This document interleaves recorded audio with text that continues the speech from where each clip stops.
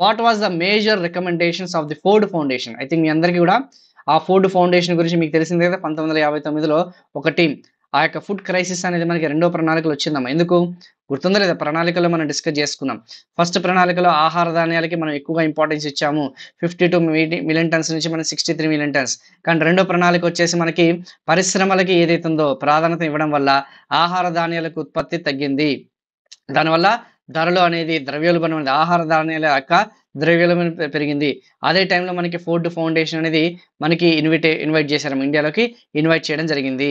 So, వాళ్ళు ఏమి ప్రధానమైన ఆ యొక్క సిఫార్సు ఏం చేశారనేది అడిగాడమ్మా. To set up and APC agriculture price commission వ్యవసాయ ధరల కమిషన్ అనేది 1965లో ఏర్పడిందమ్మా. ఇది ఏర్పాటు చేయమని చెప్పేసి అన్నారా. విత్తే ముందే కనీస మద్దతు ధరను ప్రకటించడమా. ఓకేనమ్మా. అంటే బిఫోర్ సోయింగ్ అంటే టిల్లింగ్ ఏదైతే ఉందో బిఫోర్ సోయింగ్ అనేది ఏదైతే ఉందో ఎంఎస్‌పీ అనేది ధర ప్రకటించడమా. యెస్. ఒకవేళ ఫ్యూచర్‌లో ఎంఎస్‌పీ ధరను ప్రకటించిన ఎంఎస్‌పీ ధరను ప్రభుత్వం అనేది ప్రకటించాలి. ఖరీఫ్ సీజన్ కంటే ముందు ప్రకటించాలి.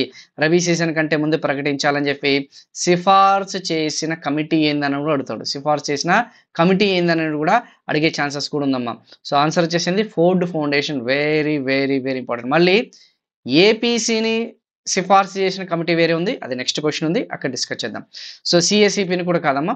సో, సీఎస్ఈపీ కూడా కాదు. సో, ఆ యొక్క ఆహార ధాన్యాల విషయంలో మనం ఏదైతే వ్యాపారం అనేది ప్రారంభించండి అనేది కూడా కాదన్న సంగతి గుర్తుపెట్టుకోండి. ఎంఎస్‌పీ అనేది మొట్టమొదటిసారిగా సిఫార్సు చేసిన కమిటీ ఏందని అడిగితే మాత్రం ఏ బృందం అంటే మాత్రం ఫోర్డ్ ఫౌండేషన్ అమ్మా.